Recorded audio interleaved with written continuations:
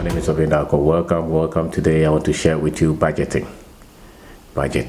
Making sure that you session your money rightly towards the vision that you have, or towards the financial vision that you have. It's important that you're able, especially those who don't have a lot of money coming in. If you're not making, let's say, $1 million a year, if you don't have a lot of money coming in, and you have, life, you spend money on your rent, on your house, electricity, on food, on clothes. You give money in churches.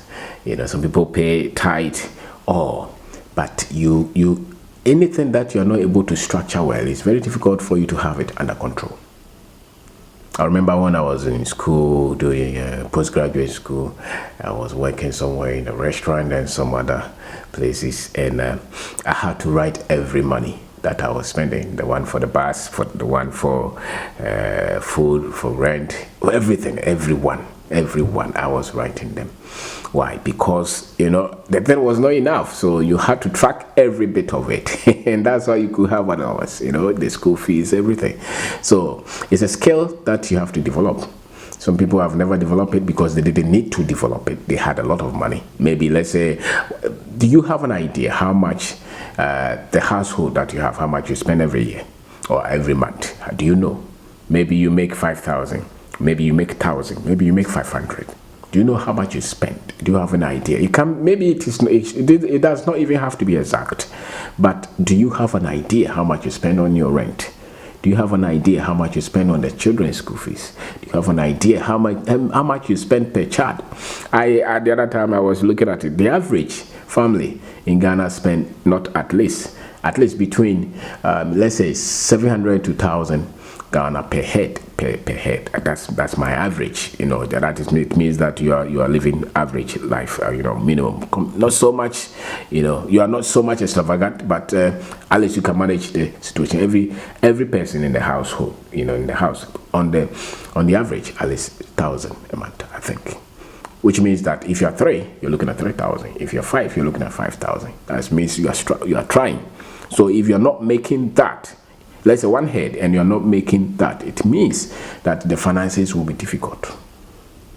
Even if you want to, maybe maybe you don't even agree with me, say that maybe 500. Let's say 500, even the minimum, which I doubt, because your rent, if you're renting, let's say a single room, maybe 100 or 200 a month. So that takes almost everything.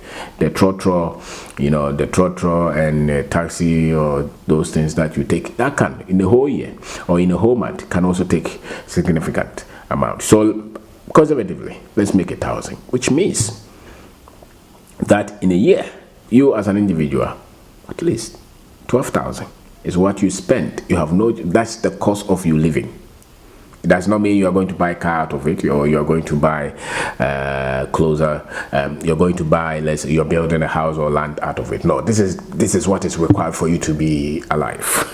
On the average, most people, this is what it takes. On the average, most people. Maybe you go to outside Accra, it could be less. Maybe you go to your village, it could be less. But less on the average, comfortably. This is around that. So you must be able to track the money that comes to you. Maybe you can do it around 200. Maybe you can do it around 500. Maybe you can do it around 300. That is magic. Some people are also doing it around 10,000, 20,000, 30,000. But it's important that you know where the money, at least the top 5, the top 5 expenses that you have. You must know that every month this is what I'm spending, so that you don't go overboard, and or you don't start to accuse somebody for stealing your money. A lot of the times nobody stole that money, you just spent it. So the rent, and every now and then there will be some kind of malaria. Every now and then there will be some kind of sickness. Every now and then there will be sickness. Every now and then there will be some kind of emergency expenditure. You buy food. The children will go to school. Every now and then there will be some trouble. And anytime that you want to do any major project, like wedding, or you want to go to school, or you want to buy a car, you want to buy a land, build a house, those things should be outside the basic that is required for you to live, for you to be in existence. So you plan for that. You plan for the car, you plan for the house, you plan for the wedding, you plan to go to school, you plan for a major, if you want to shift, you plan for the children's school, you plan for major expenditures, the things that will take a lot of money from you, you must plan. But there is minimum that is required. Because out of that, then you think of how do I make more than what I make in terms of salary. It's only when that you have covered what it will take for you to live, just mere existence of life. After that, then you think of how do I, start to go into the surplus. You start to build some kind of wealth. Because wealth really is you having more than you use. Somebody, if I use 1,000 and I have 10,000, it's not bad at all. It means that I have some level of wealth. If I use 10,000 and I have 10,000, virtually 1 month away from. If I spend 10,000 every month and I have only 10,000 saved, I'm not very far from being broke. But if I spend 1,000 a month, and then I have 10,000, 20,000 invested, saved somewhere. If I keep tabs on my lifestyle, then to a certain limit, I am worthy. That's really worthy. Because nobody, some people are spending millions every year, but they have billions. That's fine. But if you are spending millions and you just have $1 million left somewhere, you and the other person, you're not far. You can express your money, you can live, extravagantly. But it so matters how much it's costing you to live and how much you're able to save and invest. Because really, that is the formula. That is the formula. So that's why some people, even though they are paid huge salaries, they live, but still they are in panic, they are in fear because they spend so much, their lifestyle is so high. It's good if they know how to make a lot of money, but if you don't know how to make so much money, then you have to know what is the allowance I have. And what you want to do is you create so much allowance that can go into tens of years, So 10 years, you still have some. Some people have a lot of money coming in that if they don't work for the next 20, 30 years, they still will not bother. Their lifestyle will not change. For me, that is well. So budgeting, plan. Know how much you spend every month on these key things. Because there is cost of living. You pay something just because you are alive. When you get up in the morning, you use water, you use paste, you use all kind of things at home. Even if you're alone, and maybe even if you're paired with your friend, you still have to have energy, which means you have to have something to eat. You need to budget. You need to understand. The wealthy may not, but it's a skill set that you need to build out yourself from the ground level to the next stage of your life. You plan to say that. So on average, you should know how much is coming to this house. Maybe you and your wife, how much is coming? How much have you spent on all this? So that before you change the children's school, something should guide you. Before you change the children's school, something should guide you. Before you want to move from this house to this 1 bedroom, 2 bedroom to the next big house, something should guide you.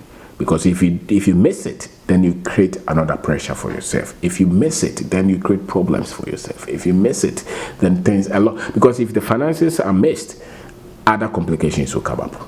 Then you start to become very angry over nothing. Then there is no peace at home because you know that what is left is so little. If any of the children is sick now, you have to go and call somebody and beg somebody. You don't have to structure your life, or you don't have to live your life always calling somebody to come and support you. You should get to a stage in your life that you don't need to call anybody to come and give you a hand, or to give you a handout to say that, oh, I need 20 CDs for me to eat the next day. It gets to a point that you don't need to do that. If no matter what kind of work that you do, you can always plan. Some people carry just concrete on the construction site. They are paid some kind of money, 70 cedis a day, 80 cedis a day. If they have good budgeting skill, they will not have to call their friend for them to give them 100 Ghana in order for them to take their sick child to school. No. So the moment you're doing something, plan it well. And if any time that you want to take significant money that is more than your salary to go and do anything, you have to plan it in advance. Because these are the little things that will help you to live life more comfortably. Because the pressure that comes out of life a lot. For most people, when they say life is difficult, mainly, a lot of the times, it's just the lack of money. Most people, when they say life is tough, it means that they don't know where the next meal is coming from. They don't know where the school fees is coming from. They don't know where the rent is coming from. They don't know when there is any major problem, if they will be able to take care of those things financially.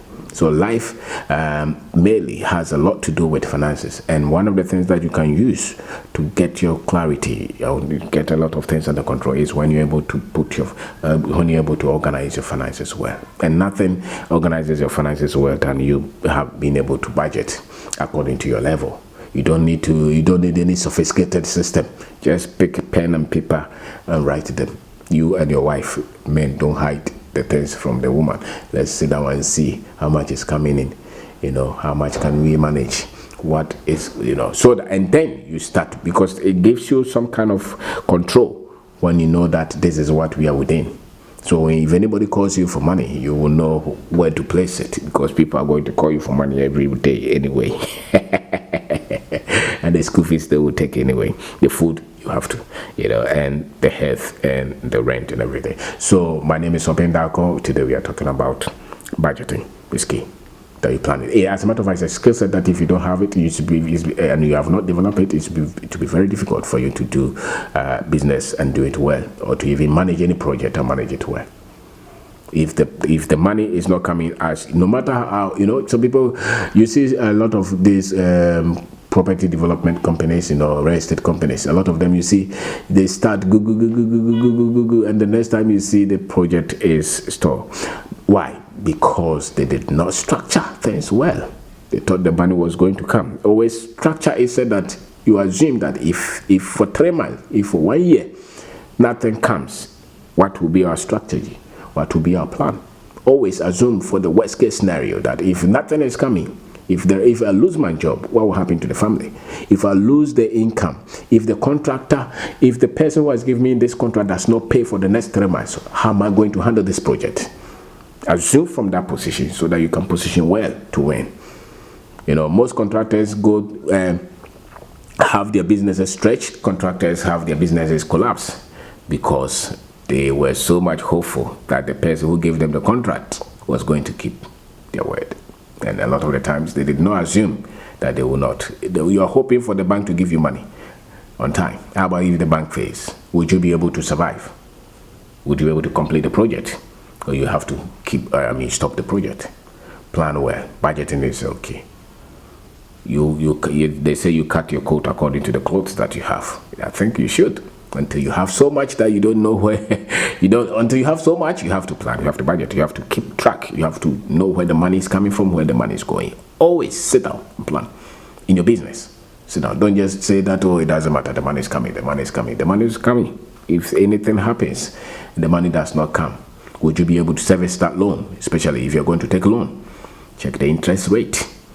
Can your business survive on that interest rate? Can your business check? Don't just say, they told me to come for the money, it doesn't matter, I'm very hopeful, I've prayed. No, budget. Make sure that you follow through, budget well. Always plan and make sure that you can be disappointed. And so the disappointment should not throw you off. People are always going to disappoint you when it comes to money, when it comes to payment. They will say that come next week, the money will be ready. No. Always when they give you time, times it by 2. By the end of the month, I'll give you the money. Times it the next 2 months in your head. If they do it, most people will not keep their word when it comes to repayment. Most people will not keep their word. So which means that should guide you. Most people will never keep their word. Very few will tell you that the money is ready, come for it. No. They always have something to do with the money. When money goes to other people, my experience is that most people will never keep their word. Never keep their word. So you plan with that. You plan. The moment the money goes out of your pocket, it's not coming back. When they take the money, some of the hard lessons that I'm still learning. Most people, you can never trust them in terms of money. And that's why they also struggle with money all their lives, because they're not trustworthy with money. So nobody wants to deal with them again. They think that they are smart. So plan, budget well. Because if you don't have it under control, so that's why governments will come out with all kind of projects and they don't have money. When you're going to take their project, be careful. They'll give you the contract, but make sure that the money will be paid as you have agreed with them.